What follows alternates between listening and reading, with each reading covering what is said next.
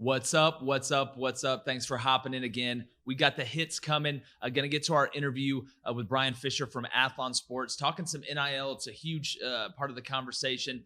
Now that the pandemic's kind of dying down, it's really starting to come to the forefront with the NCAA hearings going on and stuff like that. We don't get political, but want to kind of talk about the essence of it and paying athletes, for services. And I'm going to get to that and that interview with him in a second. But first, I'm going to shout out betonline.ag as usual. Head over there today. The online casino is always open, whether you want props, teasers, pleasers, whatever, NBA, Major League Baseball, anything that's going on. Like I say, if they're playing Quidditch or pickleball or whatever, and there's a spread on it, it's going to be on BetOnline. So head over there today. The sign-up bonuses are unbelievable. It's betonline.ag and tell them that Jboy sent you. My monologue today is about NIL. And this is something I really haven't talked a ton about, haven't focused on a ton about because I want to wait for the right time and the right guest. But here's my feelings on that.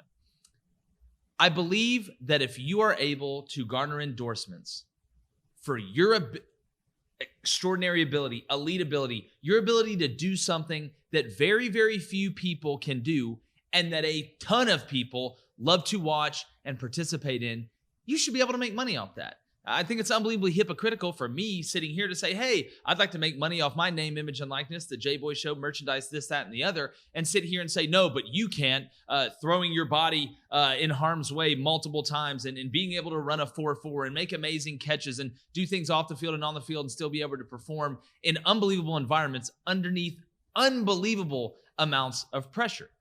How does a music major that's on scholarship have the ability to make money off making a mixtape, yet a running back that is performing in front of hundreds of thousands of people on Saturdays that can do things, as I mentioned earlier, that nobody else really on campus can do? For example, there is nobody on Georgia's campus, including Carson Beck and Georgia's backup quarterbacks, that can do what JT Daniels can do.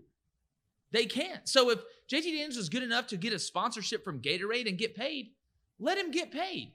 I think there's a common misconception thinking that when NIL passes, everybody on the team, from the first string quarterback to the fourth string corner, is going to get paid. That's not how it's going to work. You're not going to have a ton of guys getting endorsements, this, that, and the other. That's not the way the market demands it.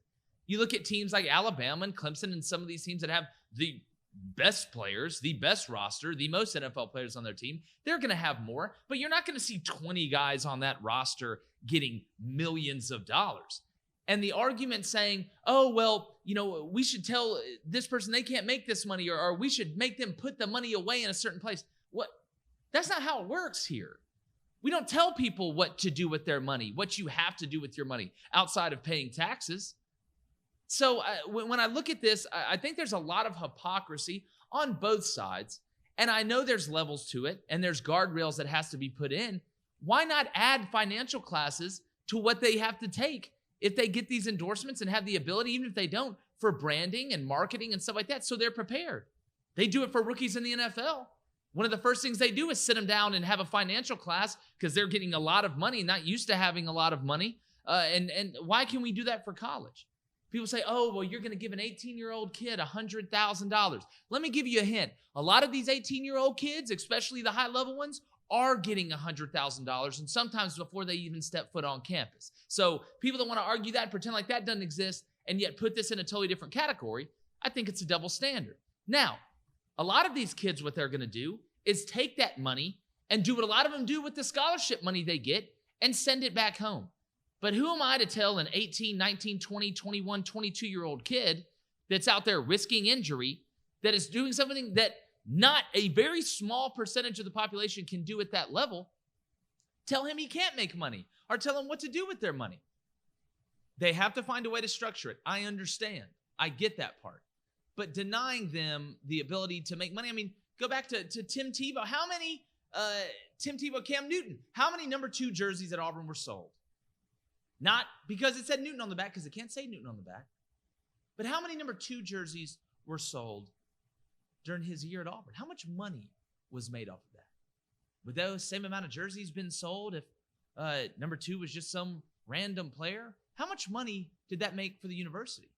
How many more people did that bring in, and how many more eyes and exposure did that bring in for Auburn in the community? Tim Tebow at Florida, same thing. You can go down the list. So there needs to be an avenue for these guys to make money off of their name. And I'll say it again. How does a music major on scholarship make money off a mixtape?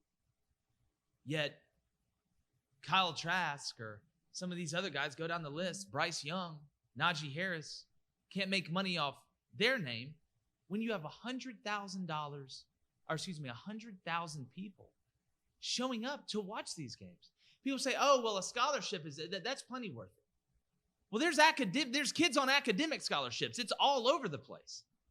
And academics is huge. It's huge. It's a pillar of what we do. It's a rite of passage almost.